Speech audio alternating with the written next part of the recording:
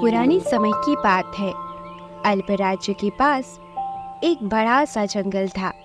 उस जंगल में एक पेड़ था जिस पर एक नीलकंठ और नीलकंठ की पत्नी रहते थे। दोनों के बीच बड़ा ही गहरा प्रेम था। वे दोनों उस पेड़ पर प्रेम पूर्वक रहते थे। एक दिन की बात है, नीलकंठ की पत्नी भोजन की तलाश में जंगल में घूमने लगी।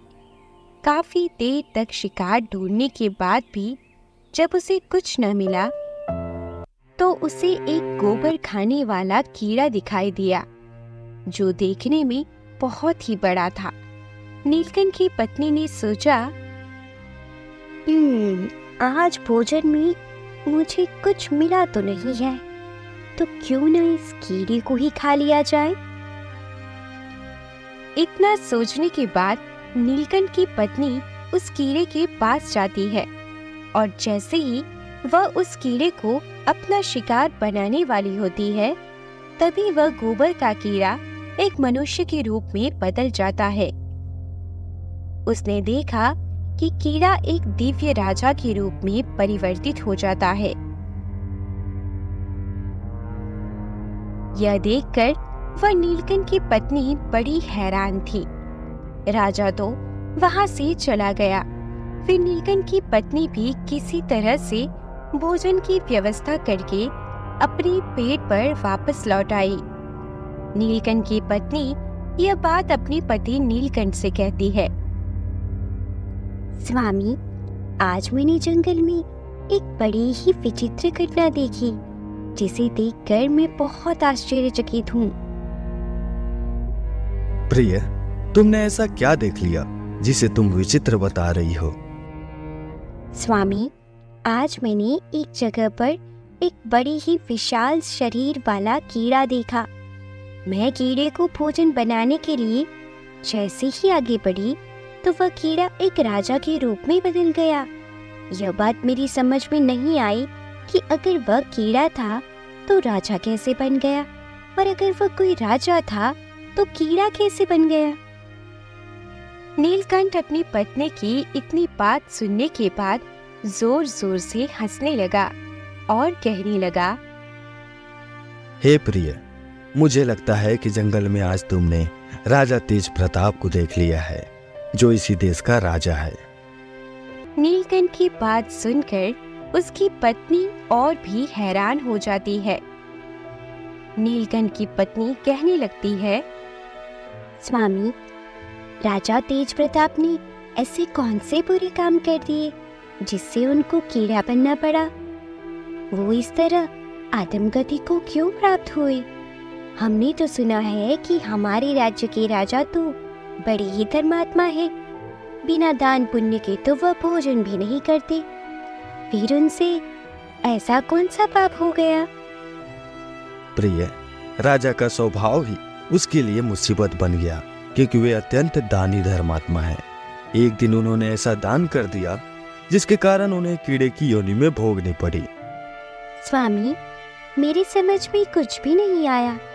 मुझे विस्तार से समझाइए कि राजा तेज प्रताप के साथ ऐसा कैसे हो गया। प्रिय, ध्यान से सुनो कि कैसे दान धर्म करने वाला राजा कीट योनि को प्राप्त हुआ। प्राचीन समय की बात है और इस प्रसिद्ध नगरी अलकापुरी में एक महादानी राजा तेज प्रताप राज करते थे। राजा तेज प्रताप इतने दानी राजा थे कि वे जब तक अपने द्वार पर आए हुए भूखे भिखारी और याचकों को भोजन नहीं करा देते थे, तब तक स्वयं भी भोजन नहीं करते थे। यह उनका रोज का नियम था। पूरे राज्य में उनकी खूब प्रशंसा होती थी। वह राजा बहुत ही दानवीर था, परंतु उसके दान धर्म करने का भी एक नियम था। वह एक निश्चित समय तक ही दान करता था। तेज प्रताप सुबह से ही दान देना शुरू कर देता था और सूर्य के अस्त होने तक ही दान दिया करता था। सूर्यास्त होने के बाद यदि कोई उसके पास दान मांगने के लिए आता है तो राजा उसे दान नहीं देता था, बल्कि अगले दिन आने के लिए कहता था। राजा की ख्याति धीरे धीरे देश विदेश में फैल चुकी थी। अब तो हर रोज उसके द्वार पर याचकों की भीड़ लगी रहती थी। वे प्रत्येक दिन दोनों हाथों में जितनी स्वर्ण मुद्राएं आती थी उतना धन दान में दे देते थे। सभी लोग राजा की जय जयकार करते हुए चले जाते थे। इस राज्य के एक छोटे से गांव में जंगल के पास से एक गरीब ब्राह्मण निवास करता था। वह ब्राह्मण बड़ा ही तपस्वी था। उसकी पत्नी और वह दोनों बड़ी ही कठिनाई से जीवन बिता रहे थे। दोनों की स्थिति बड़ी ही दयनीय थी, परंतु वे ब्राह्मण कहीं पर भी भिक्षा मांगने के लिए नहीं जाता था। उसे अपनी मेहनत से जो कुछ भी मिल जाता उसी को खाकर अपना गुजारा कर रहा था। जो समय उसके पास बच जाता उसे वह ईश्वर की भक्ति में लगा देता। एक दिन ब्राह्मण की पत्नी ने अपने पड़ोसियों के मुंह से सुना था कि राजा तेज प्रताप एक बहुत ही दानी राजा है। ब्राह्मणी पड़ोसन से यह बात सुनकर आई और अपने पति से कहने लगी, हे स्वामी, मैंने सुना है कि राजा तेज प्रताप बहुत ही दानी राजा है। उनके द्वार से आज तक कोई निराश लौट कर नहीं गया है। तो क्यों ना आप भी महाराज के द्वार पर जाओ और उनसे दान लेकर आओ। राजा जो भी धन हमें देंगे उससे हमारी गरीबी मिट जाएगी। प्रिय, मेरी जिंदगी आधे से ज्यादा तो बीत चुकी है और अब आधी ही जिंदगी शेष बची है। वह भी मैं जैसे तैसे काट लूंगा, लेकिन मैं किसी के द्वार पर हाथ फैलाने नहीं जाऊंगा। स्वामी, आप कैसी बातें कर रहे हो? जब राज्य का राजा दान दे रहा है तो प्रजा को दान लेने में कोई बुराई नहीं है। और फिर हम तो ब्राह्मण हैं, हमारा तो धर्म ही है भिक्षा लेना। मैं चाहती हूँ कि आप राजा के पास अवश्य जाओ ताकि हमारे परिवार का पालन पोषण अच्छी तरह से हो सके। ठीक है, यदि तुम चाहती हो तो मैं अवश्य राजा के दरबार में जाऊंगा। पत्नी के कहने पर ब्राह्मण राजा तेज प्रताप के दरबार की तरफ चल पड़ा। संध्या का समय हो चुका था। चलते चलते अंधेरा छाने लगा था। इधर राजा तेज प्रताप के दान करने का एक नियम था। उसके द्वार पर दिन के समय जितने भी याचक आए थे वह उन सभी को दान दे चुका था। अब राजा के दान देने का समय समाप्त हो चुका था। इधर ब्राह्मण बड़ी दूर से पैदल चलकर राजा के पास आया था, लेकिन उसके पहुंचने से पहले ही सूर्यास्त हो चुका था। अब राजा दान देना बंद कर चुका था। सभी को दान देने के बाद जब राजा महल की तरफ जा रहा था कि तभी ब्राह्मण उसके सामने आ गया और कहने लगा, हे महाराज, मैंने सुना है कि आप हर दिन गरीबों को दान देते हो।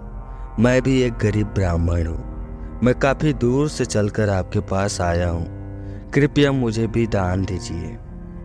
सूर्यास्त के बाद अपने पास याचक को आया हुआ देखकर राजा कहने लगा, ब्राह्मण देव, मुझे क्षमा कीजिए। मेरा एक नियम है कि मैं सूर्यास्त होने के बाद दान नहीं देता हूँ। आप मेरे पास सूर्यास्त के बाद आए हो, इसीलिए अब आप वापस लौट जाइए और सुबह मेरे पास आइएगा। कल जब आप मेरे पास आओगे तो मैं आपको आज का भी और कल का भी दोनों दिनों का दान दे दूंगा। ब्राह्मण थोड़ा जिद्दी स्वभाव का था। वे राजा से परिचित नहीं था, तो कहने लगा, हे महाराज, मुझे आज ये दान दे दीजिए। मैं कल तक इंतजार नहीं करूंगा। रोज रोज आपके यहाँ दान लेने के लिए मैं नहीं आ सकता। जब राजा ने यह बात सुनी तो उसे क्रोध आ गया, लेकिन राजा ने उसे फिर से समझाया। ब्राह्मण देव, तुम्हें कल ही दान लेने के लिए आना पड़ेगा। मैं तुम्हें कल ही दान दे सकता हूँ, आज नहीं। महाराज, मैं तो दान आज ही लूंगा, कल मैं आपके पास नहीं आ सकता। यह बात राजा को कुछ अच्छी नहीं लगी। राजा क्रोध में आ गया और क्रोधित होकर राजा ने देखा कि वहां पर कुछ घोड़ों की लीद पड़ी थी। क्योंकि राजा चलते चलते घोड़ों के अस्तबल के पास आ चुका था, राजा ने देखा कि ब्राह्मण आज ही दान देने की जिद कर रहा है। तो राजा ने उसकी दोनों मुट्ठी में जितनी लीद आई उतनी लीद उठाकर ब्राह्मण को देने लगा। ब्राह्मण ने भी सम्मान से अपना भिक्षा पात्र आगे कर दिया। राजा ने ब्राह्मण की कमंडल में लीद डाल दी। ब्राह्मण उस लीद को लेकर वापस अपने घर की तरफ चल पड़ा। घर पर उसकी पत्नी इंतजार कर रही थी और सोच रही थी, आज तो मेरे पति राजा से दान लेकर आएंगे, हमारी सारी गरीबी दूर हो जाएगी। जब उसने अपने पति को घर आता हुआ देखा तो वो बहुत ही खुश हुई और ब्राह्मण से कहने लगी, पतिदेव, आज महाराज ने आपको कितना दान दिया है? मैंने तो आपसे पहले ही कहा था कि महाराज के दरबार में जाओ तो महाराज हमारी गरीबी मिटा देंगे। भाग्यवान, दान देने वाले ने दान दे दिया और मैंने उससे ले भी लिया। इस धान को गोबर से लीप लो, तब मैं तुम्हें राजा का दिया हुआ दान दिखाऊंगा, नहीं तो यह दान अपवित्र हो जाएगा। बड़ी खुशी के साथ ब्राह्मण की पत्नी ने उस जगह को गोबर से लेप दिया और उस जगह पर एक दीपक जलाकर रख दिया। उसके बाद ब्राह्मण ने लीद से भरा हुआ पात्र अपनी पत्नी को दे दिया। यह देखकर ब्राह्मण की पत्नी बहुत ही आश्चर्यचकित हुई और कहने लगी, हे स्वामी, यह कैसा मजाक है? मजाक कैसा? जो राजा ने दान में दिया है वह मैंने तुम्हें लाकर दे दिया। अब तो ब्राह्मण की पत्नी बहुत ही दुखी होने लगी। क्या राजा के घर में धन की कमी हो गई है? चलो कोई बात नहीं, गलती हो गई होगी, अब फिर से महाराज के पास चले जाना। वह ब्राह्मण बहुत ही स्वाभिमानी था। वह कहने लगा, नहीं प्रिय, अब मैं महाराज के पास वापस नहीं जाऊंगा। उस दिन के बाद ब्राह्मण कभी राजा के पास दान मांगने नहीं गया। ब्राह्मण ने उस लीद को अपने घर के द्वार पर रख दिया। दान का जो फल होता है वे दान करने वाले को 1000 गुना होकर वापस मिलता है। राजा ने जो लीद का दान किया था वह दिन 2 गुनी और रात 4 गुनी बढ़ने लगा। ब्राह्मण के घर के द्वार पर धीरे धीरे लीद का एक पहाड़ सा बनता चला गया। वह बहुत बड़ा हो गया था। ब्राह्मण और ब्राह्मणी इस दृश्य को रोजाना देखते थे। ब्राह्मणी अपने पति से पूछती थी, हे स्वामी, अब इस लीद के पहाड़ का क्या होगा? आप तो शास्त्रों के ज्ञाता हो, मुझे इसका मतलब बताओ। प्रिय, यह राजा के दान का फल पड़ रहा है और यह फल राजा को ही भोगना पड़ेगा। यदि हम इसे उपयोग में ले रहे होते तो राजा को इसका शुभ फल प्राप्त होता। अब जबकि यह हमारे किसी काम का नहीं है तो इसका परिणाम अब राजा को ही भोगना पड़ेगा। धीरे धीरे समय बीतता चला गया। इस घटना को कई वर्ष बीत चुके थे। एक दिन राजा तेज प्रताप वन में शिकार करने के लिए गया, परंतु राजा तेज प्रताप को कहीं कोई शिकार नहीं मिलता। पहले यह नियम होता था कि जब तक राजा को शिकार ना मिले वे वापस लौटकर अपने नगर को नहीं जाते थे, चाहे उन्हें मार्ग में ही कहीं क्यों ना रुकना पड़े। अब राजा तेज प्रताप विचार करने लगा,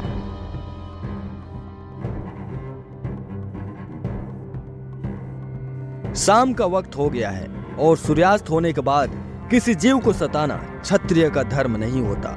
इसलिए अब हमें शिकार के लिए वन में आगे नहीं जाना चाहिए और यही किसी स्थान पर ठहर जाना चाहिए।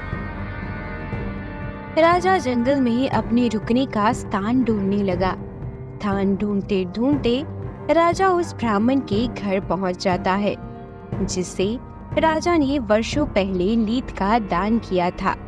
लेकिन राजा अब तक उस घटना को भूल चुका था। राजा तेज प्रताप अब उस ब्राह्मण के घर पहुंचा तो कहने लगा, हे ब्राह्मण देव, आज मुझे आपके यहाँ रुकने के लिए स्थान चाहिए।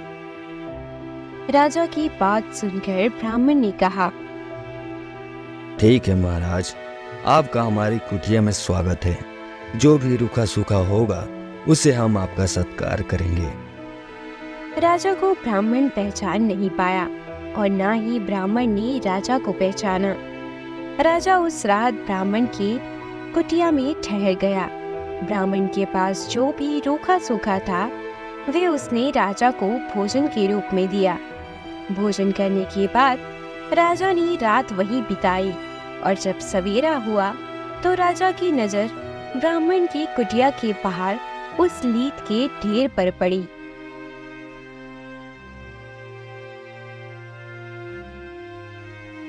जो अब एक पहाड़ के रूप में बन गया था।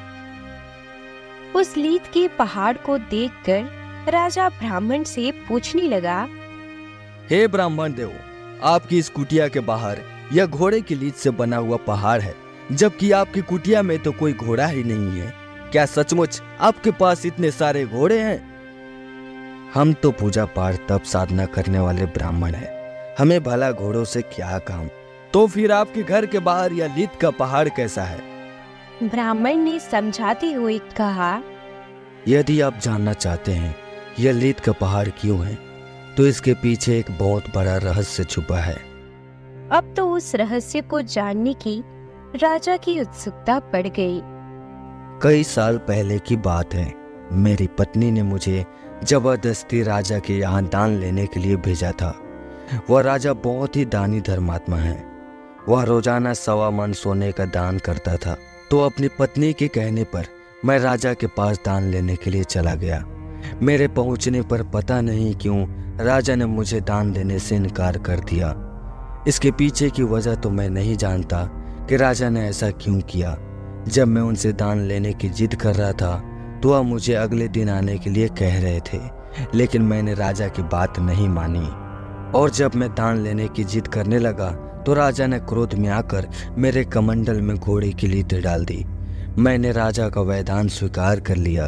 मैं उसे सम्मान सहित लेकर अपने घर चला आया और मैंने उस लीद को यहाँ पर रख दिया, क्योंकि वह लीद मेरे कुछ काम की नहीं थी और दान की वस्तु को मैं कहीं फेंकना नहीं चाहता था।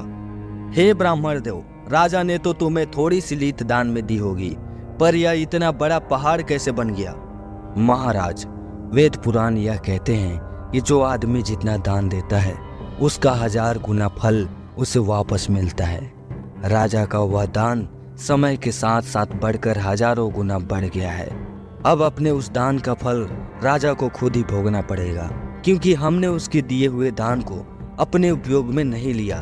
ब्राह्मण की यह बात सुनकर राजा के रोंगटे खड़े हो गए। उसके पैरों तले जमीन खिसक गई। राजा तो इस बात को भूल चुका था, लेकिन ब्राह्मण के बताने पर राजा को वे सारी बातें याद आ गई। अब तो राजा बहुत ज्यादा घबरा गया। दोनों हाथ जोड़कर ब्राह्मण से पूछने लगे, हे ब्राह्मण देव, फिर राजा इसका फल कैसे भोगेगा? मुझे बस इतना बताओ। अब यह लीद का ढेर उस राजा को खाना पड़ेगा। जब तक वह राजा इसे खा नहीं लेगा तब तक यह बढ़ता ही रहेगा। ब्राह्मण की बात सुनकर राजा की आत्मा कांप उठी। उसने ब्राह्मण को सारी बात बता दी। मैं ही वह राजा हूँ जिसने आपको लीद का दान किया था। अब आप मुझे क्षमा करें। मुझे केवल इतना बता दें कि मेरा उद्धार कैसे होगा। मैं इतने बड़े विशाल लीद के पहाड़ को कैसे खा पाऊंगा? यह तो बहुत बड़ा हो गया है। इससे बचने का कोई उपाय तो होगा। जब राजा ने अपनी पहचान बताई तो ब्राह्मण ने भी राजा को पहचान लिया। यदि आप ही वह राजा हो तो उसका परिणाम आपको ही भोगना पड़ेगा, क्योंकि दान देने वाला यदि किसी ऐसी वस्तु का दान देता है जो वस्तु अनुपयोगी है या खाने की योग्य नहीं है, जिस वस्तु को दान में दिया जा रहा है वे दान पाने वाले की किसी काम की नहीं है, तो दान की गई वस्तु का फल व्यर्थ जाता है। लेकिन तुमने मुझे जानबूझकर ऐसी वस्तु दान में दी थी जिसका फल अब बढ़कर 1000 गुना हो गया है। अब इसका फल आपको ही भोगना पड़ेगा। यह सुनकर राजा उस ब्राह्मण के चरणों में गिर गया और कहने लगा, हे ब्राह्मण देव, अब आप ही मुझे कोई उपाय बताइए कि मेरा यह पाप कैसे नष्ट हो सकता है। तब ब्राह्मण ने उपाय बताते हुए कहा, हे राजन, यदि आप अपनी निंदा स्वयं ही करवाओ तो जितनी तुम्हारे देश में तुम्हारी निंदा होगी उतनी ही लीद घटकर कम हो जाएगी। हे ब्राह्मण देव, मेरी निंदा भला कौन करेगा? मैंने निंदा जैसे काम तो किए ही नहीं है। मैं तो एक दानी राजा हूँ, लोग मेरी प्रशंसा करते हैं। तुम एक काम करो, तुम्हारे जो कुल पुरोहित हैं उनकी एक परम सुंदर कन्या है। तुम उनके घर जाओ और उनकी कन्या का हाथ पकड़कर जबरदस्ती अपने घर ले आओ और उनके मांगने पर भी कन्या को वापस मत लौटाना। इस प्रकार पूरे राज्य में तुम्हारी निंदा होनी शुरू हो जाएगी। लेकिन इस बात का ध्यान रखना कि उस कन्या के प्रति तुम्हारी नजर गंदी नहीं होनी चाहिए, नहीं तो बहुत बड़े पाप में घिर जाओगे। तुम उस कन्या को बेटी के रूप में लेकर आना, लेकिन यह बात किसी से मत कहना कि तुम उसे बेटी बनाकर ले जा रहे हो। कन्या को ले जाकर तुम अपनी रानी के पास छोड़ देना और उससे कहना वह उसे बेटी की तरह ही पाले पोसे। प्रजा के लोग समझेंगे कि तुमने बहुत ही गलत काम किया है। राजा को यह उपाय समझ में आ गया। राजा बड़ा हताश था। वह उस लीद के ढेर को देखकर व्याकुल हो रहा था। अब तो राजा अपने राज्य को लौटा और राज्य में आकर वह सीधा अपने कुल पुरोहित के घर पहुंच गया। कुल पुरोहित ने जब राजा को अपने घर पर आया देखा तो राजा का चेहरा बड़ा ही उदास था। कुल पुरोहित ने पूछा, हे राजन, आप इतने उदास क्यों हैं? गुरुदेव, आप अपनी बेटी को बुलाइए, मुझे उसी से कुछ काम है। राजा हैं, शायद कुछ इनाम देंगे, हो सकता है कुछ जरूरी बातें पूछनी होंगी। उन्होंने अपनी पुत्री को आवाज लगाई। जैसे ही गुरु की बेटी बाहर देखने आई तो वह सुंदर तो थी ही। राजा ने फौरन उसका हाथ पकड़ा और पुरोहित को धक्का देकर उनकी बेटी को रथ में बैठाकर अपने महल में ले आए। बेचारा ब्राह्मण अपनी बेटी के लिए गिड़गिड़ा रहा था और वह चुपचाप उनकी कन्या को लेकर अपने महल में पहुंच गया। महल में पहुंचकर उसने अपनी रानी से कहा, महारानी, यह हमारी पुत्री है, इसको कोई कष्ट नहीं होना चाहिए।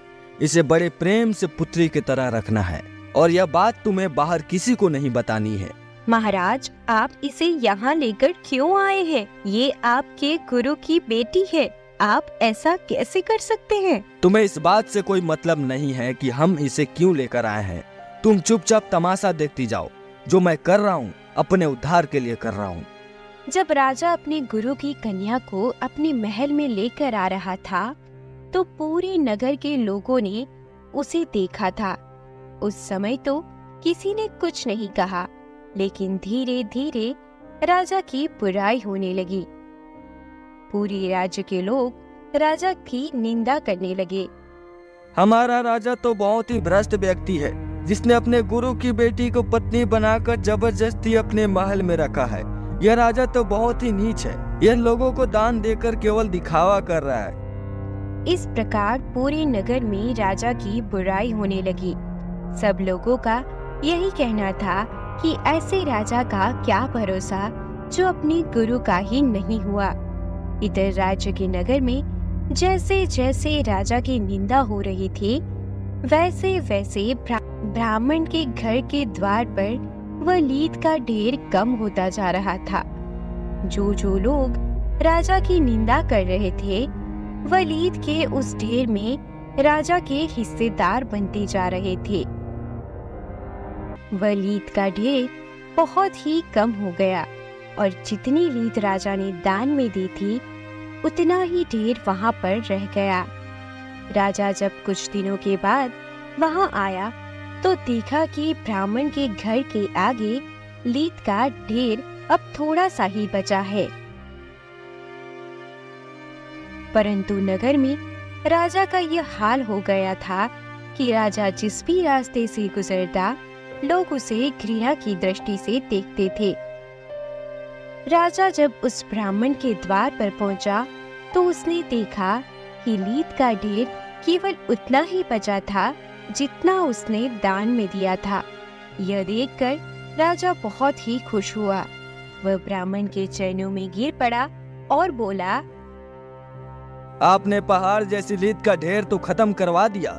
जिन जिन लोगों ने मेरी निंदा की होगी, उनके हिस्से में वह लीद चली गई होगी, लेकिन यह थोड़ी सी लीद शेष रह गई है। अब इसका भी कोई ना कोई उपाय बता दो। हे राजन, यह जो लीद रह गई है वह तो तुम्हारे हिस्से की है। तुम्हें इसे किसी न किसी जन्म में खाना ही होगा। तुम्हें इसे खाने के लिए किसी जन्म में कीड़े की योनि धारण करनी पड़ेगी। कोई ऐसा उपाय बताइए जो यह भी खत्म हो जाए। राजा, मेरा एक गुरु भाई है, वह तुम्हारे ही नगर में रहता है। वह बड़ा ही विद्वान और ईश्वर भक्त है। वे दोनों पति पत्नी बड़े ही सज्जन हैं। हर समय वे ईश्वर के ध्यान में लगे रहते हैं। लगता है उन दोनों ने तुम्हारी बुराई नहीं की होगी। यदि वे दोनों भी तुम्हारी आलोचना करते हैं तो यह लीद का ढेर आज ही समाप्त हो जाएगा। यह बात सुनकर राजा कहने लगा, ठीक है, मैं यह भी प्रयास करके देखता हूँ। मैं उनसे भी अपनी निंदा करवाता हूँ। राजा ने अपना वेश बदल लिया और वेश बदलकर वह उस ब्राह्मण के घर पहुंच। उस ब्राह्मण ने राजा का बहुत ही स्वागत किया और बैठने के लिए उचित आसन दिया। ब्राह्मण देव, मैंने सुना है कि यहाँ का जो राजा है वे बहुत ही नीच है। मुझे नहीं पता। वह नीच इसलिए है क्योंकि उसने अपने गुरु की ही पुत्री को बलपूर्वक अपने घर में रख लिया है। बोला भाई, मुझे नहीं पता। राजा अपने ही मुख से अपनी बुराई करने लगे। और यह सब बातें तुम मुझे क्यों सुना रहे हो? मैं इन सब बातों में ध्यान नहीं रखता हूँ। जब राजा ने बार बार उस ब्राह्मण को उकसाया कि वे राजा की आलोचना करे, लेकिन फिर भी उसने आलोचना नहीं की। यह व्यक्ति राजा की बहुत ही निंदा कर रहा है और यह चाह रहा है कि मैं भी राजा की निंदा करूं। जरूर इसके पीछे कोई भेद है। ब्राह्मण ने अपने तपोबल से देखा तो समझ गया, यह तो स्वयं यहाँ का राजा है और मुझसे अपनी आलोचना करवाना चाहता है, क्योंकि इसने ऐसी वस्तु दान में दी है जिसका पाप इसे भोगना पड़ेगा। और यह चाहता है कि मैं इसकी निंदा करूं और इसका पाप मुझे मिल जाए। यह मुझे अपने पाप में सम्मिलित करना चाहता है। हे राजन, मैं तुम्हें पहचान गया हूँ। तुम्हारी भलाई इसी में है कि तुम यहाँ से वापस लौट जाओ। मैं कभी किसी की आलोचना या किसी की बुराई नहीं कर सकता।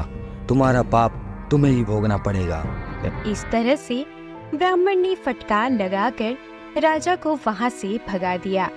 निराश होकर राजा वहां से लौट जाता है और फिर उसे ब्राह्मण के घर पहुंच जाता है, जहां पर वह लीद का ढेर था। ब्राह्मण के चरणों में गिरकर राजा कहने लगा, ब्राह्मण देव, अब इसका कोई और उपाय नहीं है क्या? राजन, अगर यह उपाय भी नहीं चला तो समझ लो कि यह सब तुम्हें ही खाना पड़ेगा, चाहे जैसे भी खाओ। ब्राह्मण देव, यदि मैंने इसके लिए कोई जन्म धारण किया और तब उसको खाया तो न जाने कितने जन्मों तक मुझे पाप लगता रहेगा। क्यों न आप अपने योग्य बल की शक्ति से मुझे कुछ समय के लिए कीट बना दो। कीड़ा बनकर मैं इस लीद के ढेर को खा जाऊंगा। नहीं राजन, मैं तुम्हें कीट नहीं बना सकता। इतनी शक्ति मेरे अंदर नहीं है। यह काम तो विधाता का है। परंतु मैं तुम्हें इतना बता सकता हूँ कि इस जन्म में मरने के बाद तुम अगले जन्म में कीट बनोगे, और जब तुम अपने हिस्से की लीद को खा जाओगे तब तुम इस पाप से मुक्त हो जाओगे, क्योंकि तुमने जीवन में कोई पाप नहीं किया है, हमेशा दान ही दिया है। तुम्हारी गिनती महान दानियों में होती है। कीट तो तुम्हें अवश्य ही बनना पड़ेगा, लेकिन ऐसा करते ही तुम अपनी मानव योनि को प्राप्त हो जाओगे। और फिर कुछ दिनों के बाद राजा तेज प्रताप की मृत्यु हो गई। मृत्यु के बाद वह उस गोबर खाने वाले कीड़े के रूप में जन्म लेते हैं और जिस जगह वह लीद पड़ी हुई थी उसी जगह पर वह कीड़ा जाकर लीद खाने लगा। धीरे धीरे समय बीतने के साथ वह उस लीद को खा गया। उस लीद को खाते खाते वह बहुत बड़ा हो गया और उसने अपने हिस्से की सारी लीद, उस लीद के जब कुछ ही कण बाकी थे और जब वह उन्हीं को खा रहा था, तभी नीलकंठ की पत्नी की नजर उस पर पड़ी। इसके बाद नीलकंठ पक्षी ने यह सारी कहानी अपनी पत्नी को सुनाने के बाद कहा, प्रिय, और जब तुमने उसे देखा और उसे खाने के लिए आगे बढ़ी तो उस समय उसका श्राप समाप्त हो चुका था और वह मनुष्य के रूप में प्रकट हो गया और दिव्य दीप बनकर वह स्वर्ग को चला गया। हे प्रिय, जरूर तुमने उस राजा तेज प्रताप को देख लिया होगा, जिसने क्रोध में आकर एक ब्राह्मण को लीद दान में दे दी थी, जिसके कारण वह एक कीड़े की आदम योनि में पैदा हुआ। हमारे वेद और शास्त्रों में लिखा है कि जो व्यक्ति क्रोध में आकर दान देता है, परिहासवश दान देता है, अहंकार वश दान देता है वह हमेशा पाप का भागी होता है। सारी रीत समाप्त कर दी थी।